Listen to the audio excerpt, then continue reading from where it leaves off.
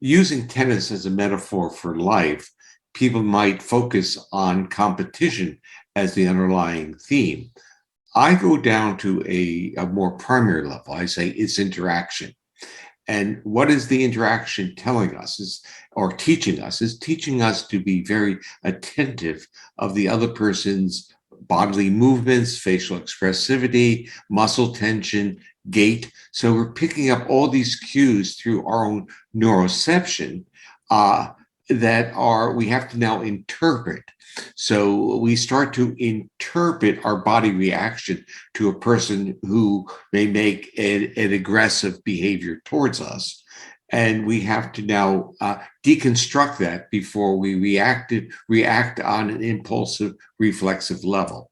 So putting it back, simplifying it, it's not just competition, it's social interactions in which the cues are not necessarily welcoming.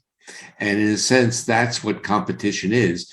That's what social interactions that are competitive or non-supportive. They're sending cues to our nervous system that they're not, in a sense, watching our back, which they're not. They're trying to create the space for themselves to succeed.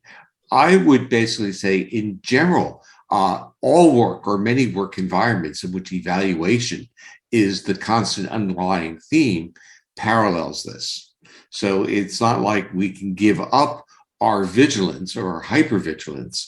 We now have to manage that need to be safe enough to function at a high level. And I think Michael's videos and Michael's presentations, basically using tennis, are really saying the successful tennis player is one who is able to navigate in a physiological state during great adversity, but not, in a sense, losing it, maintaining enough self-regulatory activity and actually using the social interaction with the competitor as a way of co-regulating. So picking up some cues from the other that are not cues of threat, but cues of interaction. That's a really nice way of putting it, because you in that description, you delineated really nicely the uniqueness of that application of polyvagal theory. So I would say the academic world is filled with a lot of the same cues as competitive or professionally very competitive, sure. Professional competitive tennis, because you may get lots of cues of people being threatened by success. You may be getting cues thrown at you, which are false cues, where people will be flattering you or saying nice things, but the intonation isn't working and the gestures aren't. And you know that they're trying to manipulate you, exploit you. So I would say that business world, academic world, professional tennis, any, in a sense, competitive world has all these features. And the best we can hope for, since our bodies, in a sense, crave competition, but we crave competition because we find it as a motivating factor. But what we want is a level playing field.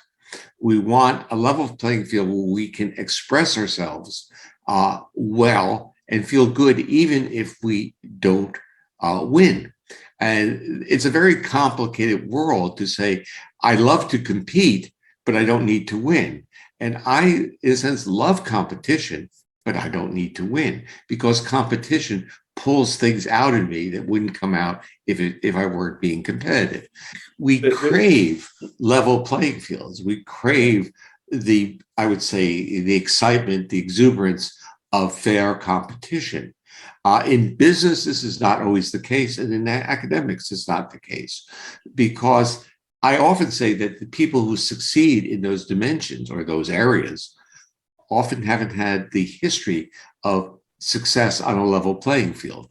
Therefore, they have to now figure out how they can thrive, survive, and basically prosper, and often it's through other types of actions.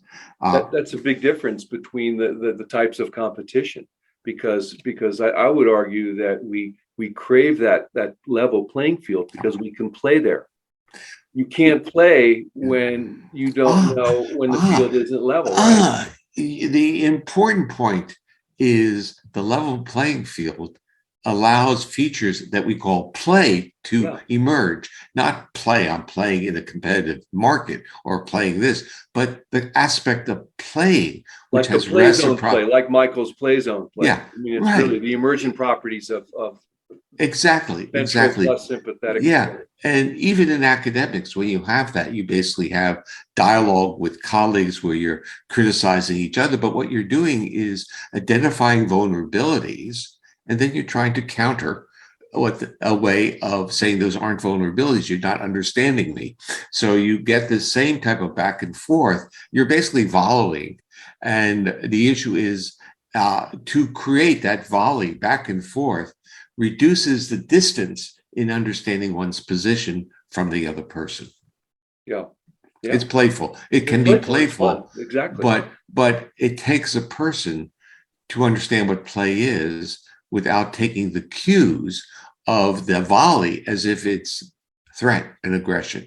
It's like I'm playing tennis, but someone hits a hard ball at me, and my body says, "Oh, they're going too hard." It's And you see it all the time in professional tennis, where someone who might be even at a very high level forgets that they're playing. oh When yeah, they take it to the threat, all of a sudden they're smashing their racket, they're yelling at the umpire, etc. So they're losing. They've completely lost their vagal brake, yeah, and yeah, they're over the edge yeah, on the sympathetic side, yeah. and no more play. No more play. You know,